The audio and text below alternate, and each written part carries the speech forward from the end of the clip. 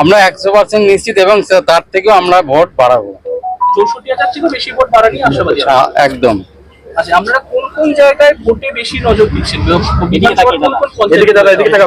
আমরা দেবগ্রাম পঞ্চায়েত, কালীগঞ্জ পঞ্চায়েত, মাটিয়ারি, ফরিদপুর, গোবরা এবং পলাশী, মীরা, 13টা পঞ্চায়েতের মধ্যে আমরা 9টা পঞ্চায়েতে আমরা লিড পাবো।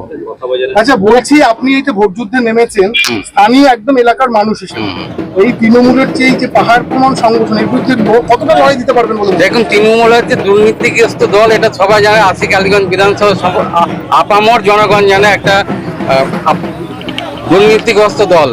তাই মানুষ ক্ষিপ্ত ওদের প্রতি, একদম ক্ষিপ্ত, যার জন্য সমস্ত মানুষ আমাদের সঙ্গে আছে, আমাদের সঙ্গে আসছে এবং সমস্ত স্তরের মানুষ আমাদের ভোট দেবে এবং জয়লাভ করবে। সংখ্যালঘু ভোট পাবেন আপনি? একদম নিশ্চিত সংখ্যালঘু। আপনি দেবগ্রাম পঞ্চায়েতের 4 বারের মেম্বার, তো এটাকে কতটা কাজে লাগবে আপনার? দেখুন, আমি তো একজন তৃণমূল স্তর, মানে মাটির লোক। আমাদের বিজেপি প্রথম জন্মলগ্ন থেকে আমি বলতে পারেন আছি এই দল থেকে।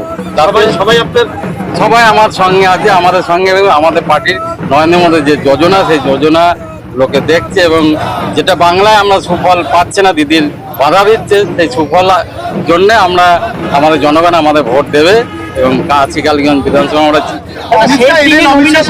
কিছু বলে গেলেন, সেটা কত উদ্বুদ্ধ করছে আপনাদের? একদম একদম উদ্বুদ্ধ করছে, মানে সারা বাংলা জুড়ে একটা উত্তাল এবং আমরা এই তার জন্যই আশি কালীগঞ্জ বিধানসভা উপনির্বাচনে ব্যাপক ভোটে আমরা জয়লাভ।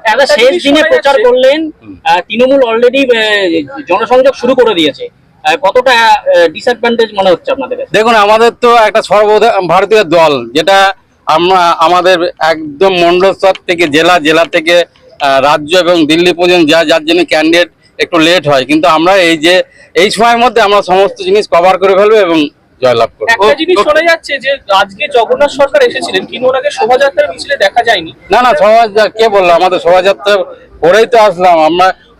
ওনার যে কাজ ছিল, যার জন্য আমাদের কুড়িতলা মন্দির, ওখান থেকে উনি এসেছিলেন, তারপর ওনার বিশেষ কাজ থাকার জন্য চলে গেলেন। বিরোধী হিসেবে কাকে দেখছেন, মানে আপনার কম্পিটিটর হিসেবে কাকে দেখছেন? তৃণমূল।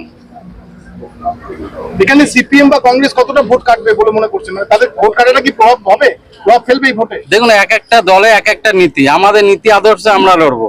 সিপিএম এর নীতি আদর্শ আলাদাভাবে লড়বে এবং তৃণমূলের যে নীতি আদর্শ সেভাবে লড়বে, কিন্তু তৃণমূল যে দুর্নীতি, একটা আপাদমস্তক দুর্নীতির জন্য জড়িয়ে গেছে, যার জন্য মানুষ ক্ষিপ্ত, আমাদের ভোট দেবে, আমরা জয়লাভ করবো আশি কালীগঞ্জ বিধানসভা। ঠিক।